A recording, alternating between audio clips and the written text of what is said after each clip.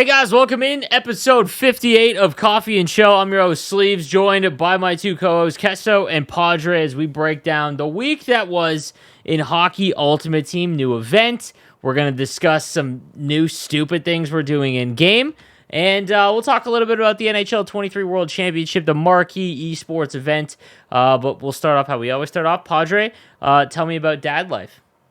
Yeah, not too much different. Just trying to get some sleep here and there. I don't sleep a lot. You guys know this, and well, you never have, yeah. I never have, and I don't drink coffee, which is it's crazy. Bro, you're like this pure, when I heard that, I was like, because you're up till 2 a.m, and then you're up at 5:30, and you're in cold, I'm just like, dude, and then you said you don't drink coffee. Yeah. I don't understand. You know there's something wrong with you, and it's not right? like you're getting, it's not like you're eating the best, pure. No, I don't eat good. I don't get it. Yeah, you guys hear me ordering food and stuff. I don't get it, bro. I don't know. It's strange. I don't know. Once I get like 2 or 3 hours into the morning, I'm good to go though. Like it just. Do you take naps? No, I don't have time. If somebody was a serial killer in the NHL community, it would be you, just based off like the sleep schedule. You need to be studied. Yeah. It's nuts. It's bad.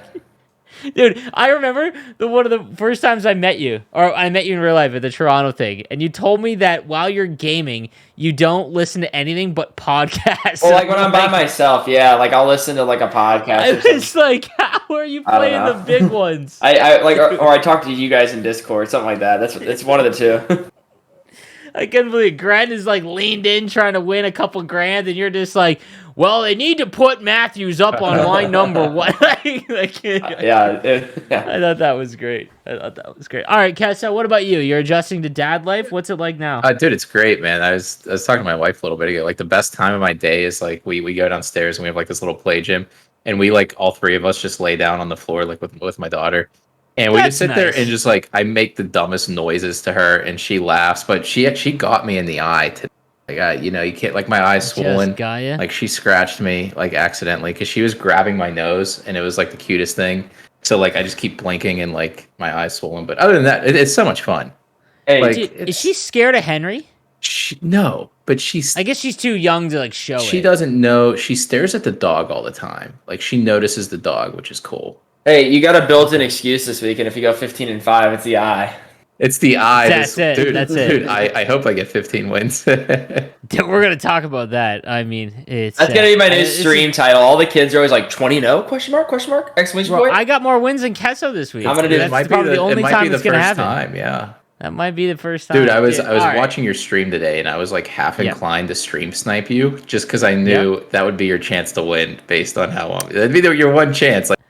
Maybe. Yeah. Maybe. We're going to talk about how I'm playing because I've just fully leaned in to being an absolute scumbag in this. You're an EU now. You're an EU. That's what the EUs do.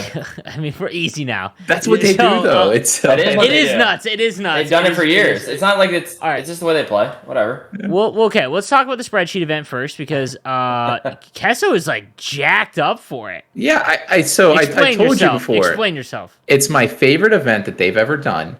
It's not team of the year, team of the season, or the fantasy event. The reason Explain why, because people yeah, so I'm a huge nerd. Like I work in like spreadsheets all day. Like I do the shop props like all the time and stuff in hockey. I love advanced like statistics in NHL. I think it's the greatest thing because it's like it combines the game and it's like maybe people that didn't play or maybe people that are just nerdy like me. And the advanced stats are something that we can do to be involved in, like, are not important. So this event was like all those people, even though they're superstars, like obviously you have what was McAvoy one. Marner. Yeah, and Marner and like stuff like that. Obviously they're great players, but like there were some really good picks like in there. Like I thought it was really cool that William Karlsson had one because like everybody, whenever they teased the event, it was like, oh, that's Eichel, and like I'm thinking like, dude, Vegas has like Karlsson. Who said Karlsson? Oh yeah, that's right. Yeah, this guy right here. You said everyone, but like Vegas has like no one pats themselves on the back like Steve dude. There's nobody. Well, I just love that everybody was like, I love that everybody was like, it's Eichel. I'm like, but if you really, I knew it was sorry. If you think about the Eichel, like there's no way they were gonna do it because didn't Eichel just get like an 88 last? He got an Evo. So it's like they wouldn't give him like another one that's an 80. What is this? 89. I thought it would be Theodore. I thought it was gonna be Theodore. See, that's the thing. If it could have been Theodore, it could have been Karlsson. Mark Stone. Riley Smith. Sorry, it was Mark Stone. Could have been Riley Smith as well. So like, I just like that because it like shows off it shows off players that obviously are good, but like they have the great advanced stats, and it like gets people more aware that maybe Yeah, don't know what those are. Because I bet that's what some Hawk people said logged in. today. Yeah, I That's what bet Hawk people I said. logged think in and were that like, "What the hell is Fenwick for? What's that even mean?" You know? what I like about the event, the master set selection. We've talked about this a lot. Like we always hammer on Eric Branstrom from the 16-bit event. Like that was like the one where it was like, all right, like enough. Where it's just like a completely random player that even a fan of the team would not be all that jacked up for. And I think that what what master sets should be. Well, what is that? A little slip there. Is players that are not the best of the best, like Matthews, McDavid, all of them, but the tier below. So I used to say like the guys that just missed X Factor, like Yeah. you know what I mean, like that tier. And I think McAvoy fits well. I mean Marner got one, and I'm okay. I thought it'd be Nylander. I actually when I saw the card art, I thought it might have been Marner. I mean, sorry, Nylander. But no, I think the selection was cool. I saw a lot of people complaining about. And I want to address that because I think what people complain about is when there isn't a significant jump or one card where it's like, I need to have that. Mhm. And they used to be like that. And I think what's changed is they have people in place now that are grinders of the game. So they know, we use the example of like Zdeno Chara's Winter National card from NHL 21? NHL 20 and 21. 19 or 20. I think okay, so it's 20 because Yeah. it would have been 19. I was still involved, so like I know it would have been 20 then. And they gave him like 94 speed in December, and he's 6'9". Like that like broke the game with how it was played. And it's essentially a card that everyone needs to have, or you're at a competitive disadvantage, right?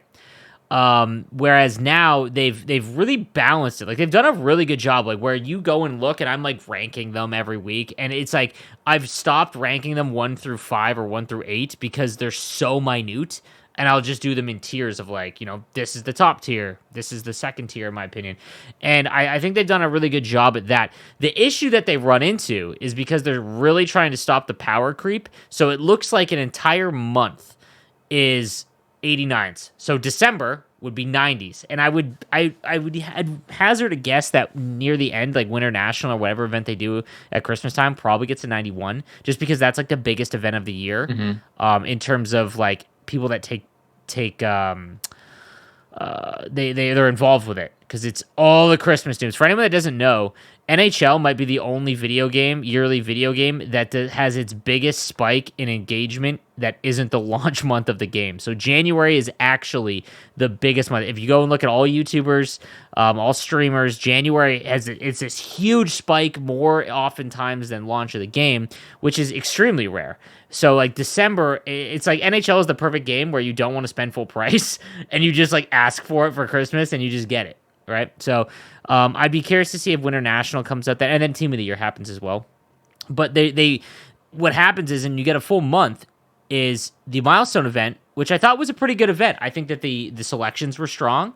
I think the cards were good. But the issue is that the Spreadsheet hockey event, all the cards are exactly the same. Like McAvoy and Green, exactly the same. OEL and Slavin, very, very similar. Not Solani, but Zibanejad and Marner, like outside of Zibanejad being able to play center. Like they're very, very close. And people complain because it's like, oh, it's the same thing all over again. And I get that, but I think that we're so used to chasing the new hotness like every week and we throw out whatever the prior event is.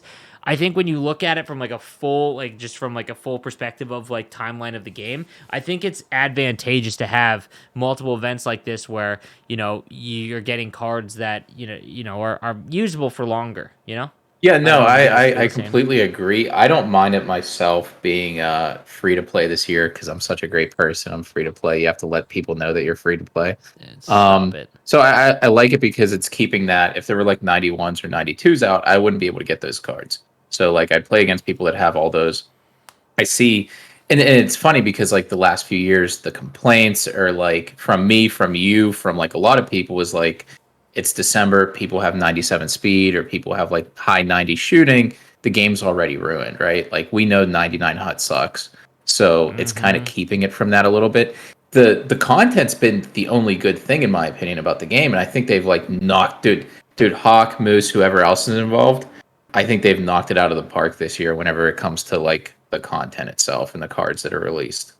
They are pushing every like the boundaries of what they're able to do with the objectives. For example, it's very basic. You guys don't. I feel like a lot of people don't realize this, but the ability or the objectives changing and adding in objectives where it's like use certain cards to hit tiers. I think that's a very basic thing of what they're trying to implement, where in the future it'll be like use this specific card, score with it, and like that's like the future of objectives.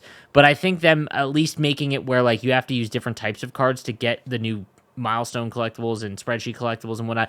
Every event you could have technically gotten a free MSP. Dude, that's crazy. The fact now it's an absurd amount of games.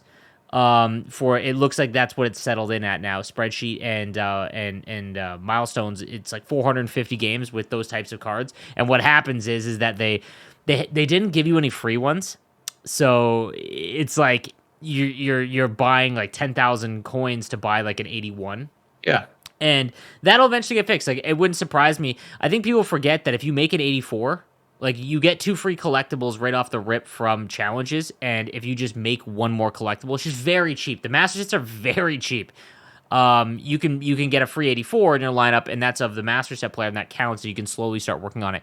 But the other thing that it's done is that Master Set players, it's 150,000 coins roughly to make a Master Set player. I don't remember ever in the history of Hockey Ultimate Team where an event Master Set player has been that Oh, is cheap. that all it is? I haven't made one yet. Dude, this if year. you do the math on it, it's very cheap. But what's crazy is that because there isn't this new hotness to chase, and essentially we've gotten back-to-back events. If you took away the card art and the name of it, it's essentially the same kind of cards, right?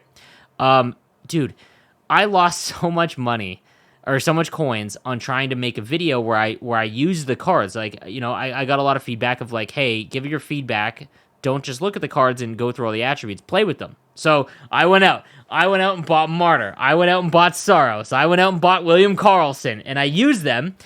And the problem is that I spent like, you know, a couple of 300K for Martyr and Karlsson. The problem is that after like the initial day, they tanked in price because no one's super amped up. They're not overpowered, right? There isn't that Chara. So they're 200K. You can get William Karlsson right now for 200,000 coins. I would 100% pay 200,000 coins instead of 150, and he's tradable. Mm-hmm. You know, like it's. I think people are underselling. These are still the best cards in the game, or among them, and you can get them very easy. And you combine the fact with how the milestones have changed. It's all these changes in the background that I think people are not, because we've gotten away from like the big thing. Right? There is no Master Set where it's super overpowered. There's no milestone or objective where you get like a legend. You know, like NHL 21. I think it was 21, right, Stewie? Where it was like you got a free like Terry Sawchuk at 500 wins, and or was that 20? It was NHL 18 or 19. It was a while ago. That long ago? Yeah. Oh man, like see, like that's what objectives used to do. The problem with that was everyone's team used to be exactly the same. It was the year that Marshall and Taze had those comp seasons for Christmas. You're right. I think that was 19. It was 19. It was a fine year of stream sniping. That's all I'm gonna say. I think that was 19. That was the year I would DM you every day in my stream snipes. Anyways, I have to say this. I think it's good that they do this, kind of like what we were saying about how these are, you know, there's no like overpowered guy, because I think it makes like team builders more like that shiny toy. You know what I mean? Where like MLB's a lot which like it should be. Yeah, which it should be, right? And MLB's a lot like that, where there's like those OP cards, and you're oh my gosh, I want those so bad, and they're way better than everything else. You know what I mean? And Kesso, I mean, obviously you've had the team builders all year. Kesso just got him. He caved in and bought him, and I'm probably gonna cave in and buy him too. And it's just, you play them, and they're the most, I always say the best cards are the ones you notice the most when you play against them. And them, and just obviously Lemieux, Gretzky, yada, yada, yada, those kind of guys. But yeah, I really do. I don't mind this event at all. I think it's, I don't know, I like the event. I think it's a solid event. I can see where people get the thought of, because like as a content creator, obviously I'm not super fired up because the cards are very similar. Yeah. Right? Like again, like the perception is like, oh my god, it's the same thing for 2 more weeks, whatever. Is this 2 weeks, by the way? This is a 2-week event? Yes. Okay. How do you know about that this year? I don't know how to figure it out. Is it still have like the timer? If you go into the sets, it'll literally say if you make week 1. That's usually how I determine because it used to have like right? the ticker, you know what I mean? Like the Yeah. little. Okay, my bad. Sorry. And they didn't even up the price to go back and make them. I love Like that. that's Yeah. wild to me. Like that. Like again, I think these are things that you're just that people aren't paying attention to. And what I was saying with the milestones is you used to get these jacked up legend cards, which was sick, and then it was like you got big packs, like an ultimate pack at 500 wins, which was crap, but like it got worse. But you're getting 10,000 coins like every 10 online wins. Like you're not realizing that it's not 10,000. I think it's 5,000. One of those is 10,000 though. Yeah, every 15 sets you do, you get another 2,500. Like you're rolling in the coins because of these tiers, and it's like unlimited tiers. Like you're getting, I think you end up getting, if you complete it all, I think you get over 2 million in coins. No one will. I'm sure there will be somebody that completes it in the summertime by like February. It might be Fosso. It'll be an offline. There was player. a guy on Reddit that completed all of them, I think, except for the daily packs. Yeah. Dude, it always blows me away when people can do that because they need to be making content. They need to be streaming. It's not even. I think they need to be doing anything. That's just like dude, I make money playing this game and I can't do that. So I don't know. Like if you have that much time, please stream or make videos or TikToks or something, please. But yeah, like you're getting so much more but the problem is that there's not that big shiny thing. So like I think what MLB does is it releases a ton of usable content. And then it also has the 99 Randy Johnson and Chipper Jones and like those big ones. Yeah. I've always said this, man. Team builders, remember NHL? Dude, I'm so bad with this. I think it's NHL 19 where Mario and Gretzky, you had to complete. No, it was Iginla and Yager were 99, and you had to complete the entire collection. NHL 18. Do you remember that? It was NHL 18. It was my first year. I think of big content. I think it was Iginla and Yager. I know Yager was one. Yeah, it was Iginla as well. Yeah, and if like, but the problem is that Chris Neal was going for 100,000 coins. It's like an 81 overall like base card, right? And they're trying to avoid that. But again, like I think there should always be one or two cards. Like on my God Squad, I'll give you an example. I have nothing to do. I could leave my team until February or March and still be able to rip around with my team, right? But I can't get Gretzky. So, like, it's something. You know what I mean? Like, because Gretzky is, this year, especially because his unstoppable force and elite edges, which in my opinion is just overpowered. That's a nuts combo. I think it's the first year it's made Gretzky better than Mario. And I want him, and I can't get him. And it's still keeping me around on that team, you know? Yeah. Like, it's nice in that aspect. But are you going to buy him tradable? I try, bro. Like, I'll have 2 million saved, but he does not hit the market. Like, he just does not. So, like, I'm going to try and do an icon pack for the seasonal. Guys, also, if you don't, it's wild to me how many people in this community don't know when winter actually starts. Like, it blows me away. Dude, it's December 1st. Why are you telling people not to? There's no way I can get all those seasonal collectibles. Like, dude, it starts December 20th. 21st, I think. 21st, I think, yes. Won't they do it like they did last year, too, where if you have fall ones left over, you could probably flip them into, I'm guessing. If they don't, I'd be blown away. People will be livid. Yeah, because that's what happened. I remember the first year they did that system. Yeah. They didn't have that. And then the next year they did. So yeah. I'd be willing to bet there's a trade-in for it. But yeah, like, and all the people out there, if you have a Wayne Gretzky and you're on PS5, help our boy Sleeves out here, dude. I will pay you 2 million coins. I'll buy you 4 cards that you want. You know what I mean? Like, it just does not exist, man. It does not exist. How about Mario's easy for some reason? I don't know what it is. Mario pops up once every couple days. Gretzky's just not there, man. And I think it is because of how nuts his card is. But anyways, let's talk about behind the net. So my man Kesso. He had his worst champs run ever, and he's now running behind the net. So talk to me why and how it's gone. It's the only thing that's viable. This game's broken. This is the most broken NHL that's ever been released. Which I guess I said that last year, maybe, right? Did I say 22 is god awful. Yeah, and I like 21. I liked 21's game. We all played kind of similar. We were going for deflections and stuff. At some point over the past couple weeks, they weren't working as much for me. And I started playing like the sweats and champs. Dude, you're right. You said it a couple weeks. Once they made that switch to where they fixed the matchmaking and you're playing against guys that no matter, they straight line. I told you, man. They straight line and they do the same. Everybody you play against online plays like Pogues. but they're not pogs, but the game's so broken it works. So I got sick of losing. I don't like. It's a different game, man. Division 1 and 2, man, it is awful. Like, you can't. There is when people talk about the meta and they complain about it, there is a reason, because you have to.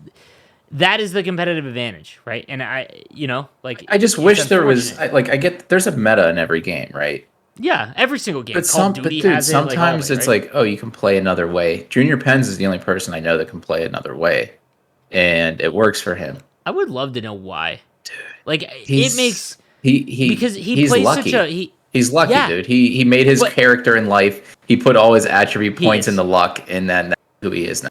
He created that character, and it was like there was like charisma and like there's zero charisma, humor, and then like luck. He just threw it all into luck. Threw it all into luck. I love him, dude. It's what's wild though is because he's been so consistently good. He's good. I think if he played like anybody else, he'd be good too. He is so good at understanding. Like, he's very good at understanding the meta, right? Yeah. Like, but the way he plays, he finds these weird things that half the time I think are just made up in his head, but it works for him. Yeah. Right. Like, it just, you know what I mean? Like, it just works for him. Like, he's the king of, like, I think we should put your defenseman on their strong side. Like, you know what I mean? Because that props up every year. I did it last week.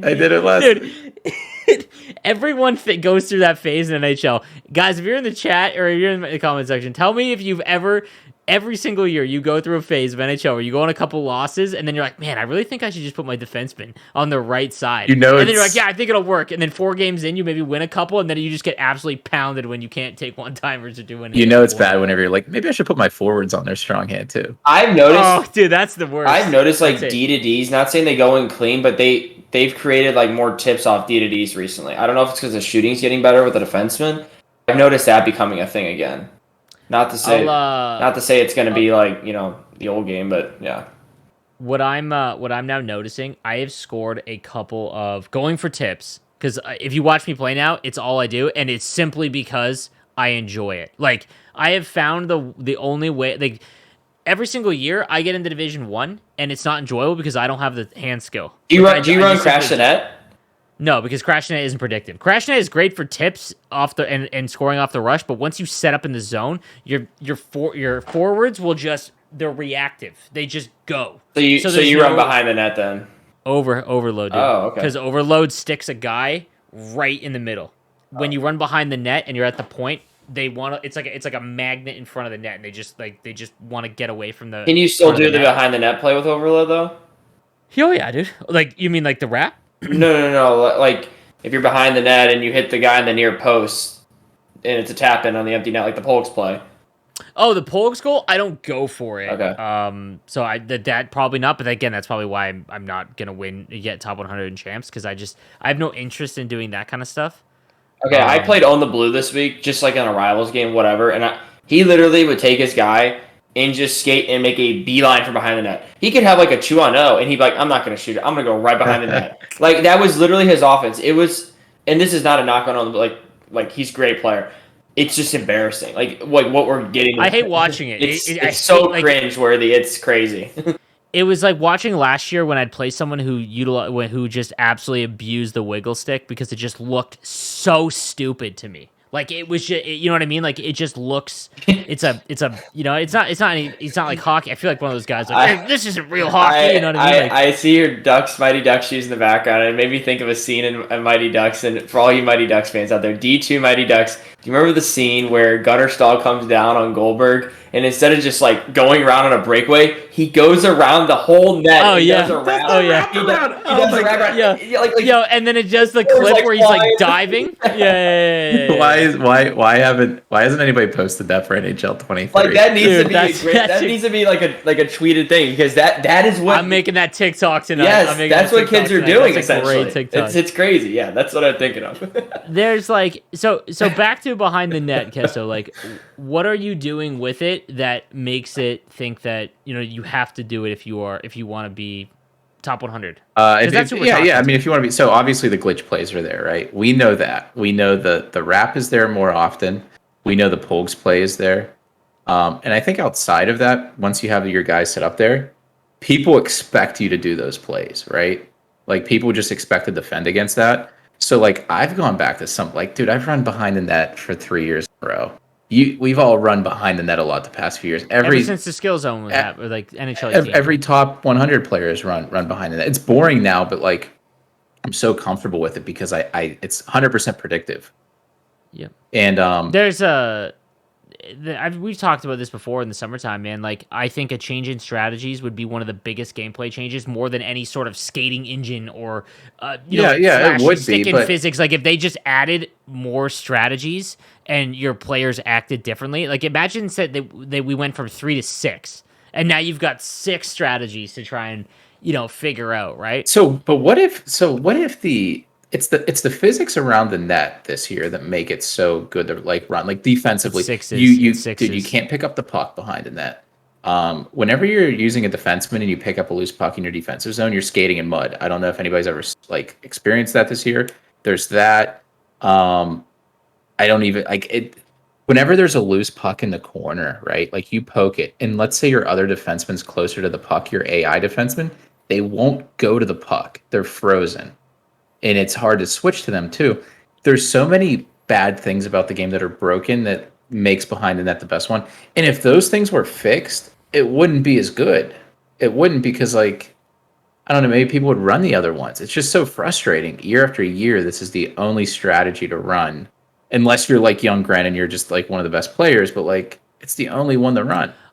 Like I said, like I'm going to get to Division 1 with Overload. I will always stay on the cusp of it though, and I'll never get top 100 because I just like when I see someone do the glitch wrap on me, then I'll do it because it is so stupid, like easy to do, right? And I would rather just not. I don't know. I'm like this is where I'm going to take my moral stand in life. It's like I'm not going to use a glitch goal, right? But like I think I don't know how to have fun in this game. You know what I mean? Like it sucks. Fun is winning though. At the end of the day, we're all competitive. That is the problem. That is the problem with 1v1 in sports games is that more often than not, fun is just winning.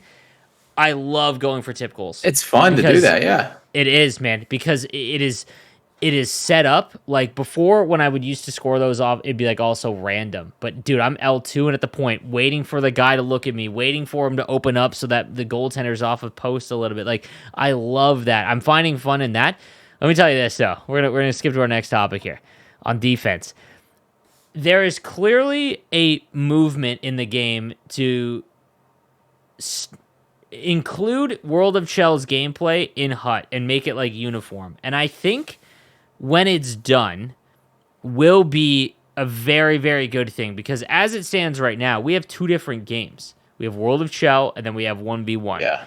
And I think that the way the development team is, it's so small that you're splitting it off and they're, just separate. And I think that when everything's uniform, it'll be great. The problem is that World of Chel and the way it works is more fun because everyone is their own player. In 1v1, you expect your AI to do stuff that you don't have to, like I don't want to say don't have to worry about, but when you see your AI doing something or in a spot, you expect them to intercept a pass if you've put them there, that kind of stuff.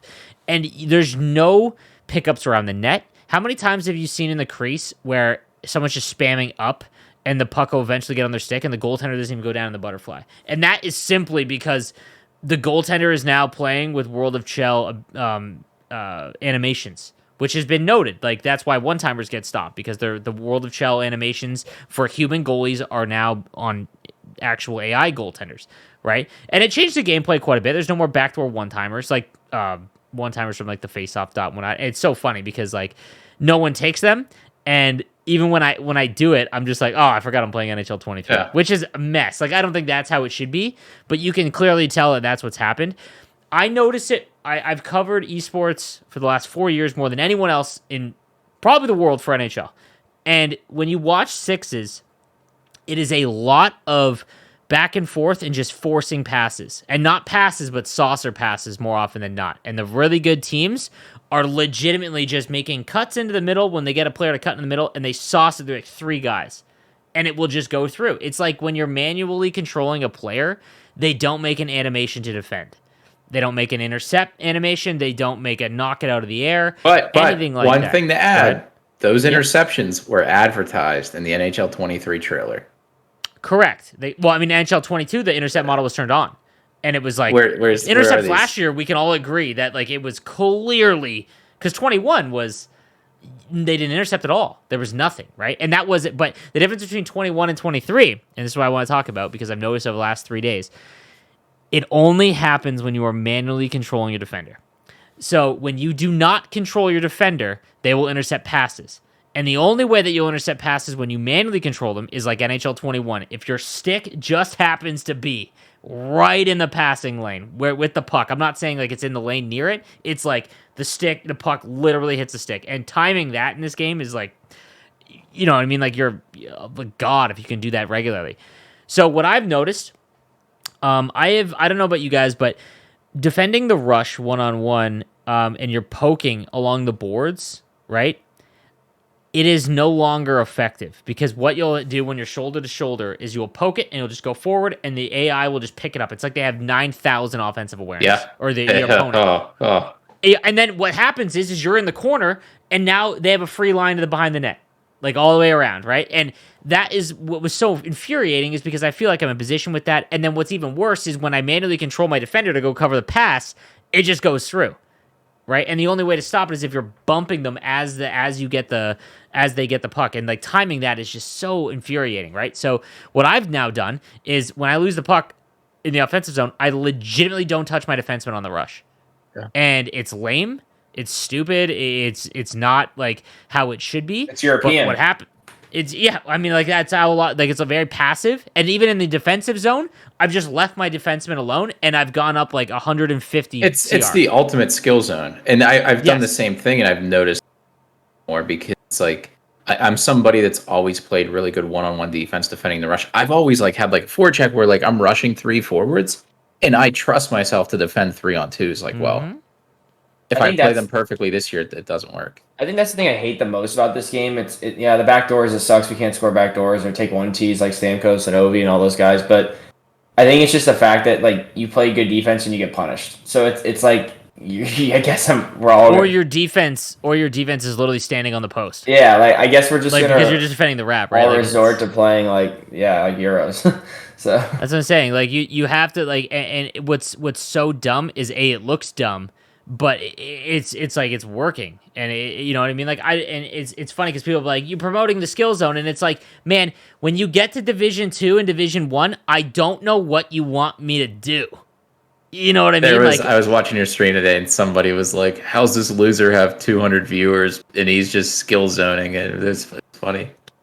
Yeah, that's the truth. Why? It sucks. Like it sucks. Yeah. Like it's not enjoyable. Like but like offensively, I get in the zone and I'm literally just going for tips. And I had a game yesterday where it was someone on Twitch that I know.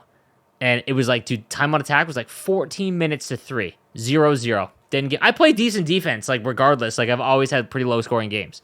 And it was 0-0, and it was 14 minutes to like 4.5 at the second intermission. And I was like, chat, this guy is gonna lose his mind when I take one tip shot on him, win 1-0. Sure enough, 2.5 minutes to go, I just ripped a tip shot with Keith Kachuk, hammered it home, and that was the 1-0 win. I was like, that sucks. Who was it? Like that. Who was I playing? Yeah, he probably doesn't care. He's a friend. No. I would totally out whoever it was. I don't know why I can't remember. I played like 5 people from stream today. Okay. I thought we gotta talk about cross console, I guess. But yeah, chat, like try it. Honestly, like I don't want to promote the skill zone, but there is it's no how okay. Don't try it. Notice it when you do it. I'm sorry. No. Do it because like at this point, EA's made a game. Yes. Not bad mouthing the devs. They have a few months to make a game. They've made a game where you can't play defense. You can't. Maybe Regs can, maybe Gren can, maybe Josh Fearless can. I can't wait to watch the NHL World Championship to see that because I can't wait to see what they do. So do the skill zone, see what happens. Like, do what you have to do to win. That's really it. The game's broken. All you have to do, don't switch your player in the defensive zone and just take your player and run around after the puck. And dude, you'll be stunned at how annoying and how wild your opponent will just throw passes, and eventually your AI will intercept them. Yeah, like it's nuts. It sucks. It sucks. And I don't know. Before we get into let's talk about the crossplay before we get into the next section. But before we do that, Gamersaloon.com, proud sponsor of this podcast. The description, the link is below in the description. If you want to get ready for soon the NHL 23 World Championship, there's no better place to do it than Gamersaloon.com. Play some of the best players in wager matches, improve at the game, have fun, or get extremely mad because you're gonna, but Gamersaloon.com. Skill zone in a money game, man. It doesn't matter. The scoreboard's all that matters at the end of the day. So, dude, crossplay was added to HUT. Was it like a week and a half ago? Yeah, well, it went into Rivals yesterday. So Champs was like a week ago. Yeah, I have it on right now on PS5. So one thing before we talk about the crossplay, we have been complaining this year. PlayStation 5 seems to be kind of bugged. There's like a input. There's input delay. One thing that seemed to help was turning off vibration. I've been like getting destroyed by the Xbox players as I've played, and it leads me to think that there's an added delay on top of already what I'm playing with. And I've also heard like, which is a skill issue. I've heard that people that have been playing on Xbox with crossplay have also a delay compared to whenever they play their own system. I also have been told by people like I trust, like Sleeves, I don't know if you've played both consoles or Padre, if you have this year, but like people I trust have said like the game plays completely different. Like PlayStation, you've noticed you can't really bump. Like there's like this weird collision. Like there's no hit detection on PlayStation. It's like they're magnet, or they're like all wearing like slime. yeah. So like according to Junior Pens, which sometimes he has conspiracy. I know that, but like he can bump on Xbox, he can't on PlayStation. Mm-hmm. I have this huge conspiracy now because I think the game's changed a lot in the past couple weeks. I think what's interesting is that attributes haven't been they haven't. We talked about this before. They haven't. They're exactly the same. So it's not like everyone's teams are getting far better than like launch, because that's what happens, right? Everyone's like, dude, the launch was so good, but then like 6 weeks in, everyone's got 90 overalls. The overalls have not gone up in like 3 or 4 weeks. So I think whenever they turn on cross console, there's some weird, and I'm an idiot, so I can't explain it. There's some weird merging of the code between the games that's causing something funky to go on. Because I today, because of this, I started this channel on my Discord. It's called EA at its finest, and we just post the most ridiculous clips that happen in the game. Like whether it's like a bug in the game or like every single game, if you pay attention, there is something crazy that happens. Whether it's like your guy that's like frozen or stuck, or you can't pick up a puck, and it seems more noticeable the past couple weeks. I could be crazy. I don't know. That's been my experience with crossplay. My pastime still doesn't work sometimes too. That's really fun. You still have that, Padre? Yes. I had that today. I had to flip it. I had to flip it out of play. It's awful. Yep. Yeah, it sucks. Especially if it's like, I think mine happened on like the last 30 Well, do me a favor, game. since you have the Xbox game, Sleazy, right, and you have the console, you should like start doing some what is it, the Seagulls or whatever. You want me to play this game more? Or just play put the Lamborghini in the garage for a few weeks and then play it. I don't think I don't know. I just want to test it. I don't know. I will say this, like what my experience is that I feel like I don't get the delay that what I'm having with controllers, like delay, guys, is you hit R2 to pass and it's like maybe 0.3 of a second later the pass happens. It's very slight, but you notice it, and that can really mess you up in the NHL because like player switching is super important, being able to pass, all that kind of stuff. I'm not getting that. I'm getting, it feels like I'm on my normal ping, and I know I'm playing someone from Quebec or Southern Ontario, like someone I know, and it feels like I'm playing on 75 ping, where everything is just heavy. There's no ability to make quick cuts and turns. Everything just feels like I'm playing I'm playing a West Coast player, where it's just very heavy. The game, it's like your gravity's turned way up, and that's frustrating because, again, I'm not good enough to overcome that against a good player. Like, it's not. So it's players that are worse than me, it's got to be even worse. So if you're having issues, let me know in the comment section, guys, if you're having issues with crossplay. Because I think we knew that there would be issues, and credit to them, there hasn't been any server issues. Like, game won't load, game's bricked. Yeah, we got to give them props for that. That's pretty crazy. That Rivals and all the cross consoles work. That it just happened. So. But yeah, I don't know, and I think that will improve over time. I do, because like as cross console becomes more, they'll patch and fix slightly, But I don't know. I think it might just be in our heads. Xbox kids are also cracked, Maybe that's it. I think there's more better players on PlayStation. I think there's more better players on I- PlayStation still, just because of the player base. But I do too. Yeah. I played both multiple years, back and forth, back and forth, back and forth. someone made a good point about, I think it was you, about LG though. Like all the best Sixes kids, They all play which are Xbox. very. And then they all, I play mean, Xbox, they all play Hut too. So Oh, I think that, dude. I bet you any oh. money that you see a lot of Sixes kids that, because of the way Hut plays, are gonna dominate this year. That normally would. Like I swear, the gameplay is so much like Sixes, with the forcing of the passes and the way that you score and the goalie, it was not just in the crease, but like you're 5 feet around the crease. Anything goes in if you flick up. Like the goalie can't get into the butterfly. You know, it's just like everything feels like Sixes. It makes me sick when those Sixes kids cry about GWC being Hut, and then I play them in Hut, and they have God squads. They have like 300 games. They play all day. I'm like, how do you complain about a mode and then you go and play it? I don't know. It just never makes sense to me. Speaking of the NHL 23 World Championship, it was announced a couple weeks ago. We haven't really talked about it because it looks like early December we're going to get, I believe, registration where we can sign up. And it looks like it's going to be vastly improved with a lot of team tournaments where it looks like every team is going to run a tournament. I think that this is in its 6th year now. And I'm really excited for it. I knew when I was doing it last year and I got to meet the new team doing it. And they put a large focus on it much earlier on in the year. And I think this year it's going to be the biggest it's ever been. And I think this will definitely be the best year it's ever been. But I'm excited to see how it turns out because, again, having 32 tournaments to qualify and then having open qualifiers as well, like there's a lot going on. It looks like multiple lands at the All-Star game. Just really awesome. So we'll start with Padre because, you guys have both been competitors in it every single year. So what do you think on what the new event looks like? I like it a lot. I think they're doing a good job trying to get the 32 teams involved. I think there's no excuse for these teams not to get involved. Even if you don't want to have a LAN, it's free advertising. And it's rated G advertising. There's no bad. That's true. You can't get there's no cancellation type things coming from it. There's nothing it's all good positive PR, and you have somebody wearing your jersey at the end of the day or whatever, however they want to do it. Some teams won't do LANs. I know the Blues, I've talked to a few guys there, and I don't think they're going to do a LAN, but they're going to do something. I don't know exactly what that is online, but yeah, I like it. The name change threw me off a little bit. We talked about this for the podcast a little bit. It's whatever. It's a name change at the end of the day. I don't care. I just think everyone will still call it GWC. Well, just as a hockey thing, fan, right? if I told my buddies in real life, whatever, hey, I'm gonna playing in the NHL 23 World Championships, they'd be like, what is that, like a men's league tournament or something? Like honestly, I mean seriously, they think it's like some sort of fantasy camp or whatever, right? But I'm like, no, it's the NHL Gaming World Championships. Just made more sense to me because it's a video game. It's a video game, and I think a lot of people, it's easier to correlate. I also told you guys this.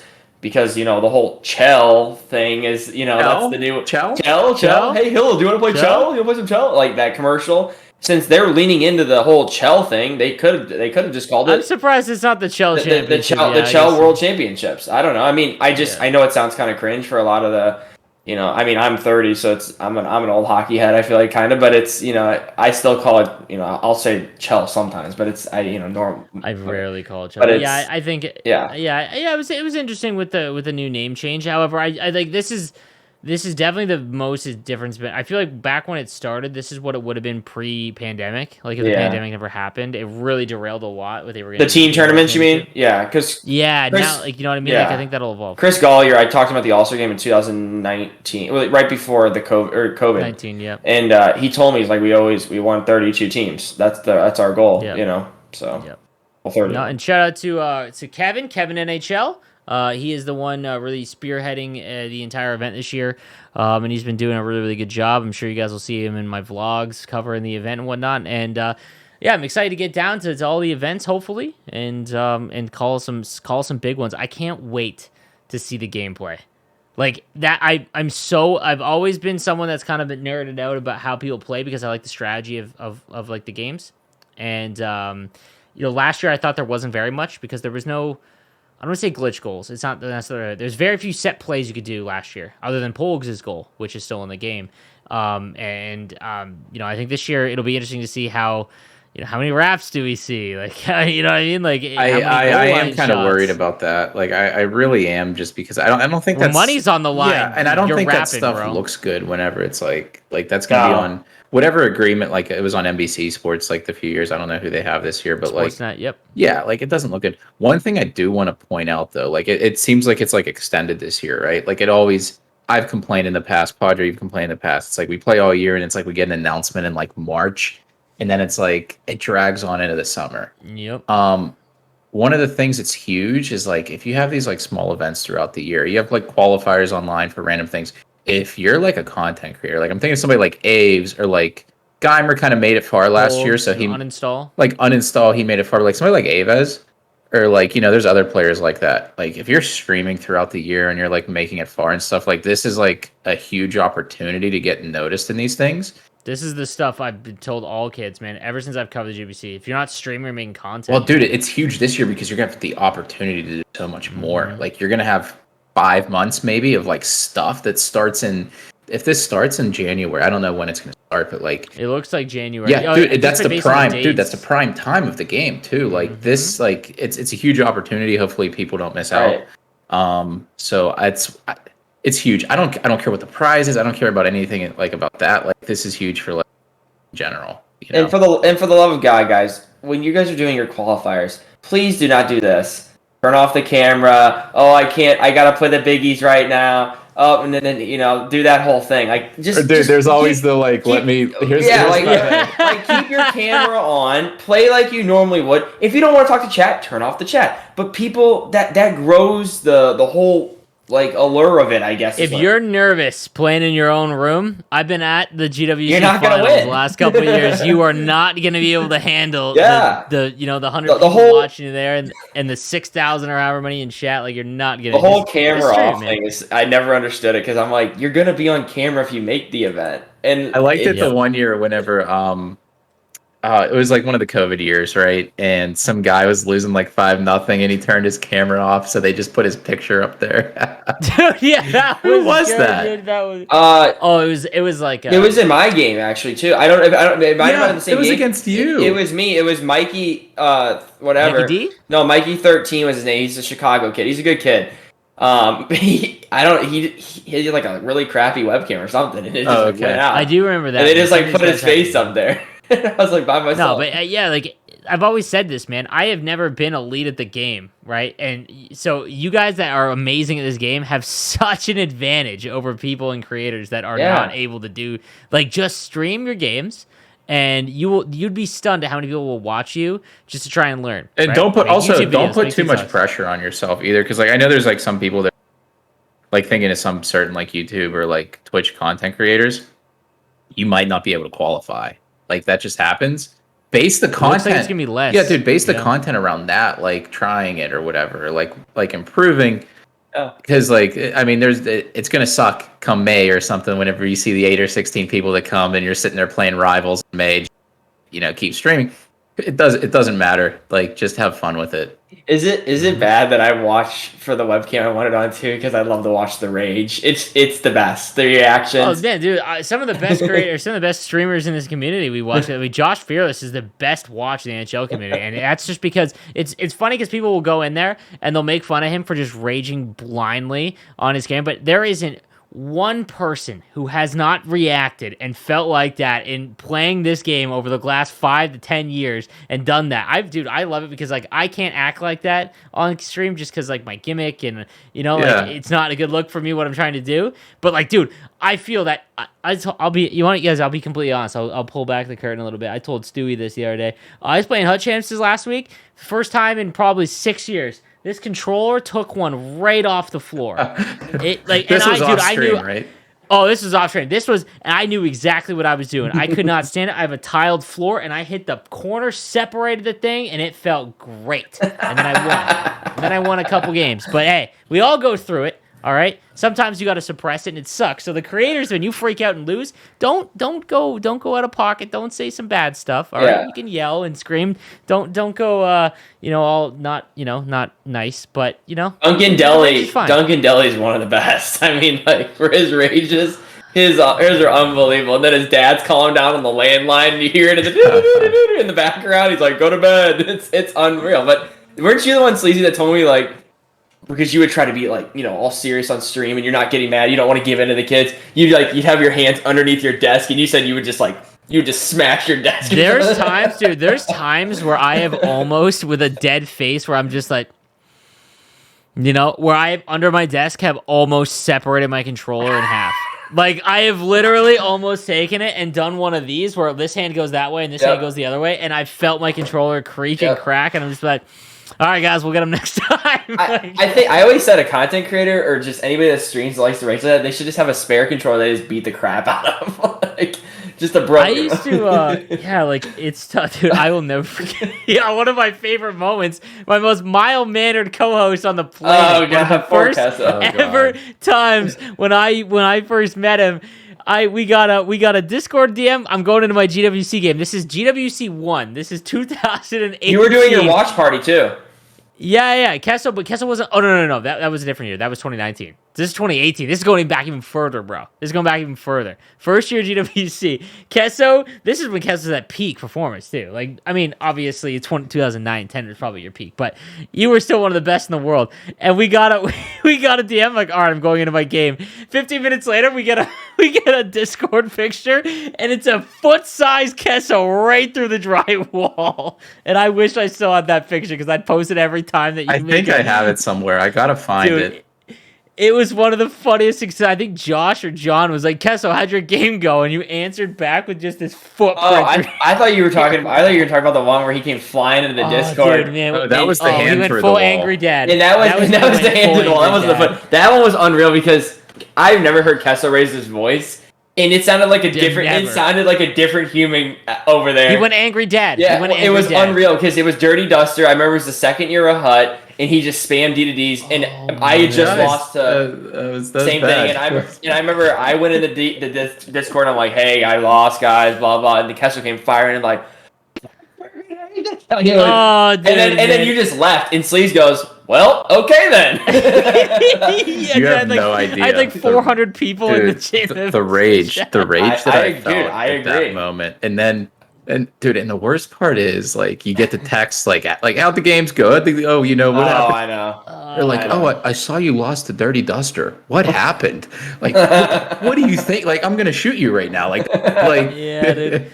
Anytime I see those Facebook posts about like the broken monitors and stuff, like, okay, that's a little too far. But there is no one that has played this game and gotten decent at it has never not has not gone through a moment where they have done something where they have smashed something, because at the end of the day there's no one else to blame. It's 1v1, which sucks, right? And then secondly, you're playing a game where you only control one person. Yep. So it is the ultimate, you can blame someone else or not, like, you know what I mean, where you can get frustrated at something else. What about JGT, the old content creator, when he broke his glass table? I wasn't around. That dude, was electric. Guys, there's maybe I'll try and find that clip and put it in my in the. This is before my time. This is like NHL 16. This is one of the all-time best rage moments in NHL history. Is we have a YouTuber named JGT, and dude, he had one of those L glass desks. And he took an L, and I think before Rivals even existed, it was probably online seasons. And he double-fisted, shattered the whole thing. Was he bleeding at all?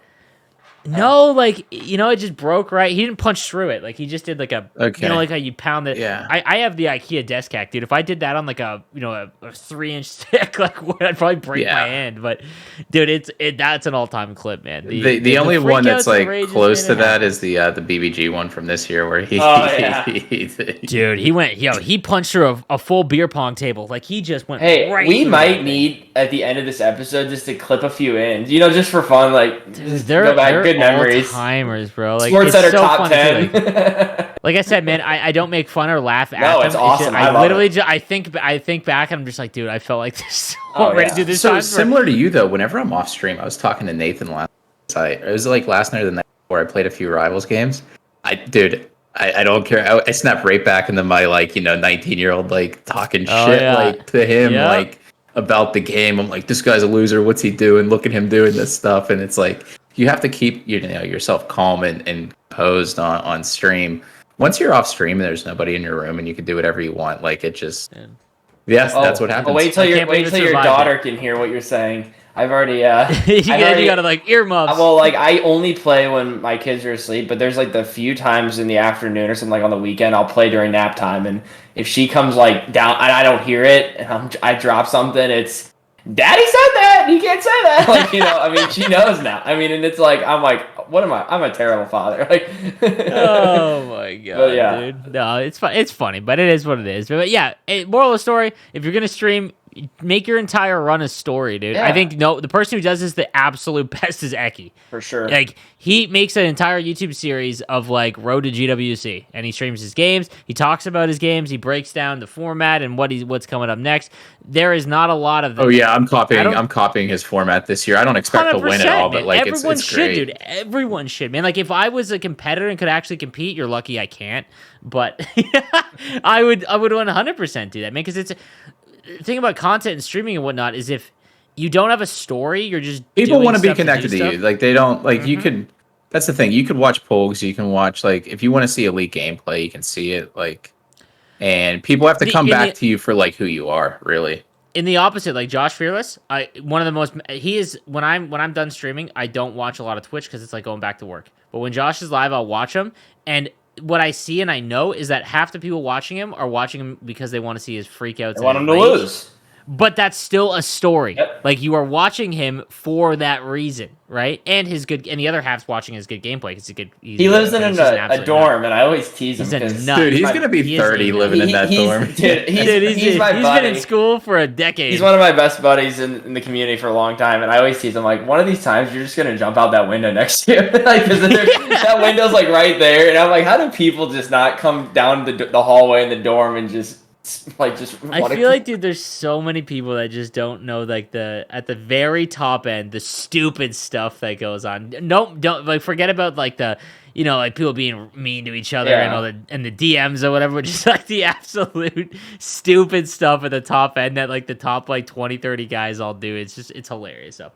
But guys, that's gonna do it for episode 58. That was a long rant at the end, but I hope you like it. I like when I start laughing. Those are like not the only fun. Those are the best parts of the episode. These are my favorite ones to do. 100%. The rage wasn't on the sidebar. If you guys didn't realize that, the rage is. I should have put the rage on. I should have put the rage on. Yeah, I should have put that on there. All right, guys, we'll be back. We'll be back later in the week with our NHL podcast. Thank you guys for watching, and we'll see you next episode. Have a good one.